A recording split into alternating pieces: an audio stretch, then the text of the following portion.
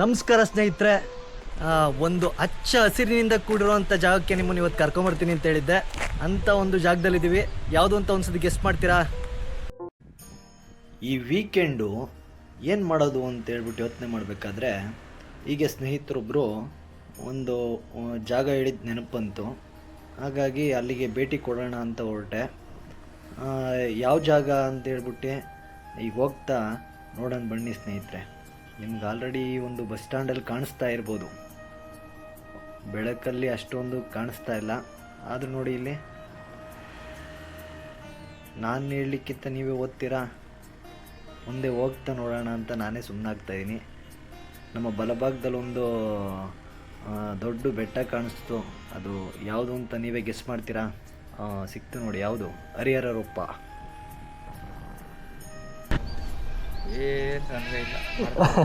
ಹರಿಹರ ರೊಪ್ಪದಲ್ಲಿ ನಿಮ್ಮ ಹೆಸರು? ನಮ್ಮ ಹೆಸರು ಚಂದ್ರಶೇಖರ್ ಅಂತ. ಚಂದ್ರಶೇಖರ್ ಅಣ್ಣವರು. ಓಕೆ ಅಣ್ಣ, ಆಯಿತು, ಥ್ಯಾಂಕ್ ಯು. ಇಲ್ಲೊಬ್ಬರು ಯಜಮಾನ್ರು ಯಾರಪ್ಪ ಇವನು ಅಂತ ಹೇಳ್ಬಿಟ್ಟು ತುಂಬಾ ಗುರಾಯಿಸ್ಕೊಂಡು ನೋಡ್ತಾ ಇದ್ದಾರೆ. ಸ್ನೇಹಿತರೆ ನೋಡಿ, ಈ ಭಾಗದ ಹಳ್ಳಿ ಜನ ಯಾವ ರೀತಿ ಇದೆ ನೋಡಿ. ಹೈನುಗಾರಿಕೆ ಆಗಿರ್ಬೋದು ಅಲ್ವೇ, ತುಂಬ ಚೆನ್ನಾಗಿದೆ.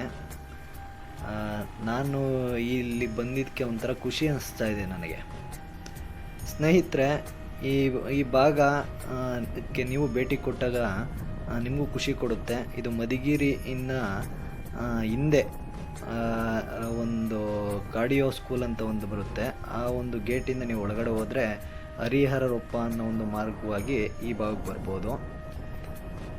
ಇಲ್ಲಿನ ಹಳ್ಳಿ ಮತ್ತು ಕೃಷಿ ಎಲ್ಲ ತುಂಬ ಚೆನ್ನಾಗಿ ನಿಮ್ಮ ಮನಸ್ಸಿಗೆ ಮುದ ಕೊಡುತ್ತೆ ಅಂತಲೇ ಹೇಳಲಿಕ್ಕೆ ಇಷ್ಟಪಡ್ತೀನಿ ಸ್ನೇಹಿತರೆ. ನನಗಂತೂ ತುಂಬಾ ಖುಷಿ ಆಗ್ತಾ ಇದೆ ನೋಡಿ. ಒಳ್ಳೆ ಆಟೋದಲ್ಲಿ ಯಾವುದೋ ಫ್ಯಾಮಿಲಿ ದೇವಸ್ಥಾನ ಕೊಟ್ಟಿದ್ದಾರೆ.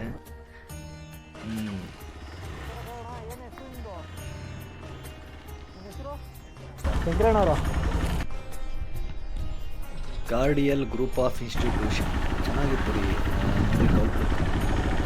ಈ ಗಡಿರೊಪ್ಪ ಕಾಲೋನಿ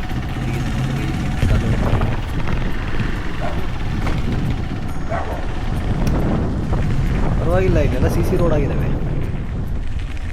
ಸರ್ಕಾರ ಈ ಕಡೆ ಒಳ್ಳೆ ಸವಲತ್ತುಗಳನ್ನ ಕೂಡ ಒದಗಿಸಿದೆ ಅಂತಲೇ ಹೇಳ್ಬೋದು.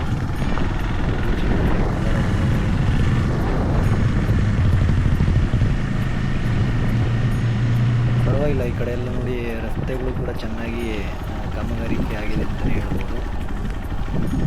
ಸವಿ ನೆನಪು ಸಾವಿರ ನೆನಪು, ಸಾವಿರ ಕಾಲಕ್ಕೆ ಸವಿಯದ ನೆನಪು. ಯಾಕೆ ಹಿಂಗೆ ಹೇಳ್ತಿದ್ದೀನಿ ಅಂತ ನೋಡಿ, ಇಲ್ಲೇ ನಿಮ್ಮ ಕಣ್ಣೆದು ಬರುತ್ತೆ. ಹೌದಲ್ವಾ? ಪ್ರತಿಯೊಬ್ಬರಿಗೂ ನಮ್ಮ ಶಾಲೆ ಅಂತಂದರೆ ಒಳ್ಳೆ ಮೆಮೊರೀಸು, ಹೌದಲ್ವಾ? ಗಡಿರೊಪ್ಪದ ಕಾಲೋನಿ ಶಾಲೆ ಹೇಗಿದೆ ನೋಡ್ರಿ, ಎಂಥ ಪ್ಲೇಸಲ್ಲಿದೆ. ಇಲ್ಲಿ ಓದಿರೋ ಊರಿಗೆ ಇನ್ನು ಎಂಥ ನೆನಪಿರಬೇಕು ಅಲ್ವೇ? ಹಾಗೆ ನೋಡಿ, ಬಯಲು ಪ್ರದೇಶ, ಬೆಟ್ಟಗಳ ಮಧ್ಯೆ ಹೇಗೆ ಖುಷಿ.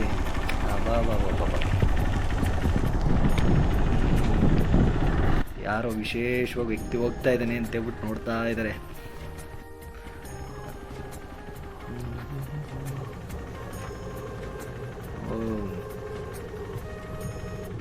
ಯಾವ ಕಡೆಗೆ ಹೋಗೋದಂತ ಯೋಚನೆ ಮಾಡ್ತಾ ಇದ್ದೀನಿ. ಈ ನಾಯಿ ಕೂಡ ಇವ್ರು ಯಾರು ರೋಡಕ್ಕೆ ಸುಮ್ಮನೆ ಹೋಗಲ್ಲ ಮಲಿಕಣಕ್ಕೆ ಅಂತೇಳಿ ಬೈಕಂತ ಆಯ್ತೀನಪ್ಪ. ಎಷ್ಟು ಚೆನ್ನಾಗಿದೆ ನೋಡ್ರಿ ನೇಚರ್. ಈ ಕಡೆ ಬಯಲು ಪ್ರದೇಶ ಅಂತಲೇ ಅನ್ಸಲ್ಲ ಅಲ್ವಾ? ಮಲೆನಾಡಿಗೆ ಹೋದಂಗೆ ಅನಿಸುತ್ತೆ. ನಮಸ್ಕಾರ ಸ್ನೇಹಿತರೆ. ಒಂದು ಹಚ್ಚ ಹಸಿರಿನಿಂದ ಕೂಡಿರುವಂಥ ಜಾಗಕ್ಕೆ ನಿಮ್ಮನ್ನು ಇವತ್ತು ಕರ್ಕೊಂಬರ್ತೀನಿ ಅಂತ ಹೇಳಿದ್ದೆ. ಅಂಥ ಒಂದು ಜಾಗದಲ್ಲಿದ್ದೀವಿ. ಯಾವುದು ಅಂತ ಒಂದ್ಸತಿ ಗೆಸ್ ಮಾಡ್ತೀರಾ? ನೋಡಿ, ಸುತ್ತ ಒಳ್ಳೆ ಬೆಟ್ಟ ಗುಡ್ಡಗಳಿದೆ. ಅದ್ಭುತ ಅಂತಲೇ ಹೇಳ್ಬೋದು. ತುಂಬ ಸೊಗಸಾಗಿದೆ.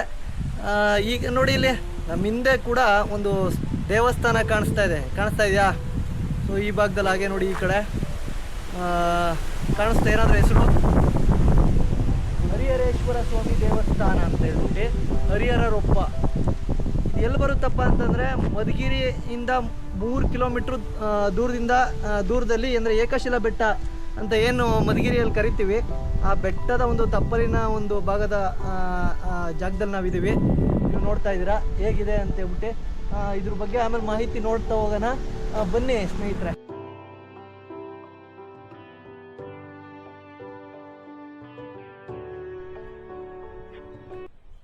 ಈ ದೇವಸ್ಥಾನದ ವಿಶೇಷತೆ ಏನಪ್ಪ ಅಂತಂದರೆ ಇಲ್ಲಿ ಅಮಾವಾಸ್ಯೆ ದಿವಸ ತುಂಬ ವಿಜೃಂಭಣೆಯಾದಂಥ ಪೂಜೆ ನಡೆಯುತ್ತಂತೆ. ಶಿವರಾತ್ರಿ ಹಬ್ಬದಲ್ಲಿ ಕೂಡ ಈ ದೇವಸ್ಥಾನದಲ್ಲಿ ಭಾಳಷ್ಟು ವಿಜೃಂಭಣೆಯ ಪೂಜೆ ನಡೆಯುತ್ತೆ. ಹಾಗೆ ಡಿಸೆಂಬರ್ ತಿಂಗಳಲ್ಲಿ ಬ್ರಹ್ಮ ರಥೋತ್ಸವ ಅಂತ ಕೂಡ ಜರುಗುತ್ತಂತೆ.